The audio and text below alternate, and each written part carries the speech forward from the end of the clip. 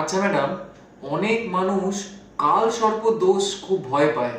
জিনিসটা যদি কুষ্টিতে পড়ে তারা খুব বিভ্রান্ত হয়ে যায়। তো ম্যাম, কাল সর্প দোষ আজকে একটু বুঝিয়ে দিন আমাকে। হুম।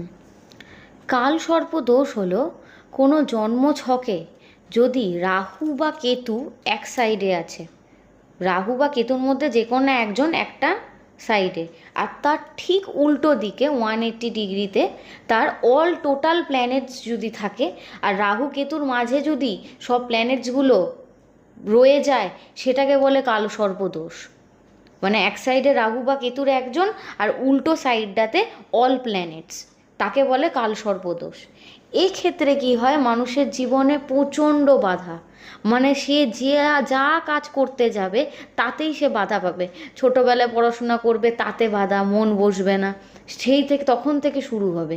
তারপর কি হবে, সে জীবনে বড় হতে চাইবে, চাকরি বাকরি খুঁজবে, কোনো অপরচুনিটিস নেই, খুব ভালো রেজাল্ট করছে, কোনো অপরচুনিটিস পাবে না, কোনো ভালো জব পাবে না, জব পেলেও সেখানেও বাধা, গুপ্ত শত্রু, আর্থিক ক্ষয়ক্ষতি, কোনো রকম অর্থের কোনো ইয়ে নেই, অর্থ সব সময়তে হাত থেকে বেরিয়ে যায়, এইগুলো সবসময় থাকবে। এছাড়াও মনে কোনো শান্তি থাকবে না, সব সময় মানসিক অশান্তি।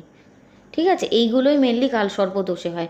কালসর্পদোষ মেনলি এটাই করে কি, মানুষের জীবনের যে পথটা সেটাকে বাধা দিয়ে দেয়, মানে সে আর সেখান থেকে বেরোতে পারবে না, এইটাই করে। তো কালসর্পদোষ কাটানো খুব দরকার জীবনে, যদি সে উন্নতি করতে চায়।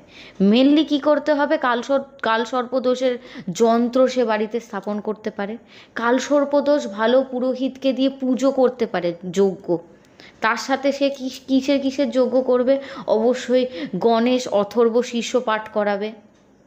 ঠিক আছে, তার সাথে হচ্ছে রুদ্রাভিষেক, এছাড়াও করতে হবে মহামৃত্যুঞ্জয় জপ, এগুলো অবশ্যই করা উচিত। এছাড়াও নাগ পঞ্চমীতে যদি সাপকে দুধ দিয়ে তাকে খেতে দেয়, সেক্ষেত্রেও অনেক সময় এই কালসর্পদোষ কেটে যায়। এই কয়েকটা প্রতিকার যদি করতে পারে, এছাড়াও যার কালসর্পদোষ আছে বা কেউ যদি কিভাবে কালসর্পদোষ দেখতে হয়, সে অবশ্যই একজন অ্যাস্ট্রোলজারের পরামর্শ নিক। যদি সে জীবনে খুব বাধা পাচ্ছে, মানে যা কাজ করতে চাইছে বাধা পাচ্ছে, তাহলে একবার আমার মতে মনে হয় একজন ভালো অ্যাস্ট্রোলজারকে দেখিয়ে নেওয়া উচিত, যে তার কুষ্ঠিতে কোনো রকম কালসর্পদোষ আছে কি নেই।